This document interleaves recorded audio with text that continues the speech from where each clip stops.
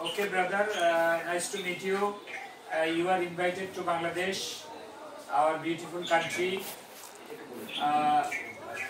We are just giving some money and some food item to a distressed child. I am showing her picture to you. He লেখাপড়া করার সুযোগ পাচ্ছে, এটি আমাদের জন্য একটি আনন্দের ঘটনা এবং আমরা এই কারণে আমাদের সমাজসেবার পক্ষ থেকে আপনাদেরকে ধন্যবাদ এবং কৃতজ্ঞতা জানাই।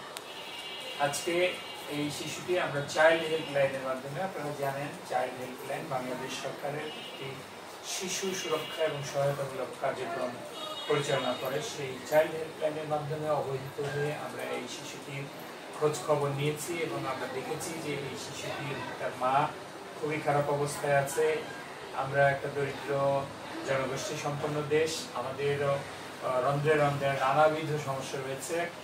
এই সমস্যা আমরা সরকার একটা মোকাবেলা করতে পারি না, সরকারের ততটা সামর্থ্য নাই বিধায় আপনারা যারা সুশীল সমাজের প্রতিনিধি এবং সমাজসেবার মনোভাব সম্পন্ন ব্যক্তিবর্গ আছেন তারা এগিয়ে আসেন এবং আপনাদের সহায়তা নিয়ে আমরা মানুষকে সহায়তা করে থাকি।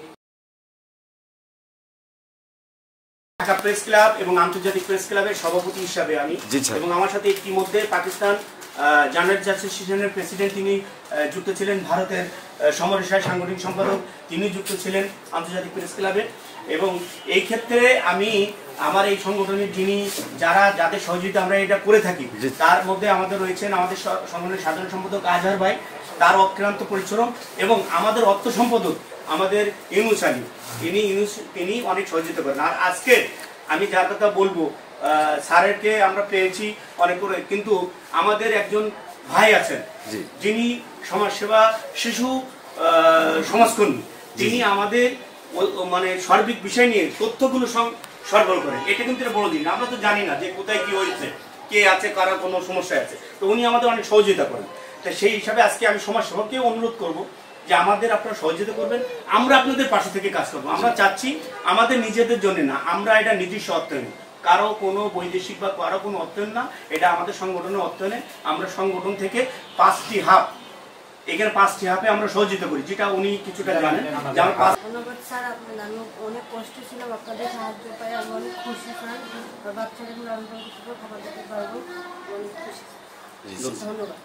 আমাদের আজাদ সাহেব এবং আমাদের মূল উদ্দেশ্যই হলো বাংলাদেশের যত অবহেলিত এবং সুবিধা বঞ্চিত মানুষ আছে, প্রত্যেকটি সুবিধা বঞ্চিত মানুষকে যেন একটু হলেও আমরা সুখের নীড় গড়ে দিতে পারি এবং প্রত্যেকটি মানুষকে যেন আমরা সাহায্য সহযোগিতার দ্বারাতে আমরা পরিচালিত করতে পারি এবং কোনো শিশু যাতে অবহেলিত না থাকে এবং সমাজে বিত্তবান যারা আছে এই হাউজিং সোসাইটির মতো অন্যান্য বিত্তবানদেরকেও এগিয়ে আসার জন্য অনুরোধ করছি।